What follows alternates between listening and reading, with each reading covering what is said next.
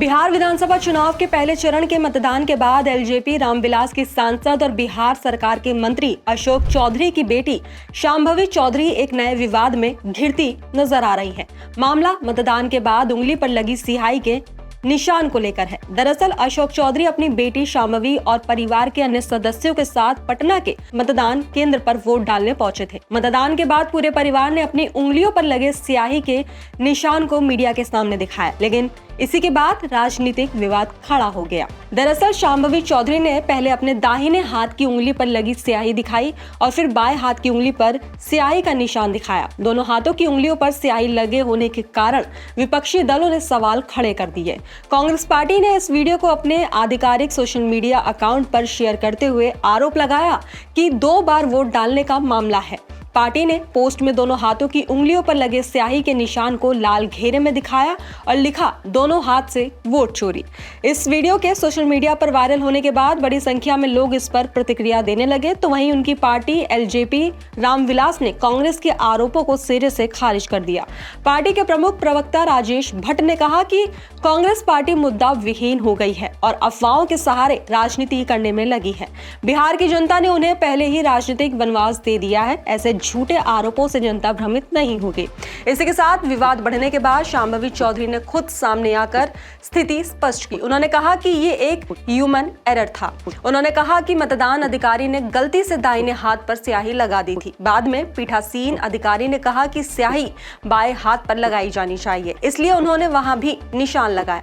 मैंने सिर्फ एक बार वोट डाला है। तो वहीं इस बीच पटना जिला प्रशासन ने भी इस मामले पर स्पष्टीकरण जारी किया है। प्रशासन ने बताया कि मतदान केंद्र पर कार्यरत मतदान कर्मी से गलती से शांभवी के दाहिनी उंगली पर स्याही लग गई थी, जबकि नियम के अनुसार बाएं हाथ की उंगली पर स्याही लगाई जानी चाहिए। जब ये गलती पकड़ी गई तो पीठासीन पदाधिकारी के निर्देश पर बाएं हाथ की उंगली पर भी स्याही लगाई गई। तो वहीं प्रशासन ने साफ किया है कि शांभवी चौधरी ने केवल एक बार ही मतदान किया है। स्पष्टीकरण में कहा गया है कि माननीय सांसद श्रीमती शांभवी चौधरी ने बांकीपुर विधानसभा क्षेत्र के मतदान केंद्र संख्या 61 संत Paul's primary school Buddha colony मुख्य भाग का उत्तरी कमरा में मतदान सूची क्रमांक 275 पर ही मतदान किया है। हालांकि इस मुद्दे ने राजनीतिक तूल पकड़ लिया है। कांग्रेस अध्यक्ष मल्लिकार्जुन खड़गे ने इस मामले को लेकर केंद्र और चुनाव आयोग पर निशाना साधते हुए कहा कि राहुल गांधी ने पहले ही दिखाया है कि देश भर में वोटर लिस्ट में घोटाला हो रहा है। चुनाव आयोग भी इसमें शामिल है। हरियाणा, महाराष्ट्र और मध्य प्रदेश की तरह बीजेपी बिहार में भी वोट चोरी की कोशिश कर रही है, लेकिन हमें इसे रोकना होगा। गौरतलब है कि बिहार विधानसभा की 243 सीटों में से 121 सीटों पर पहले चरण का मतदान 6 नवंबर को संपन्न हुआ।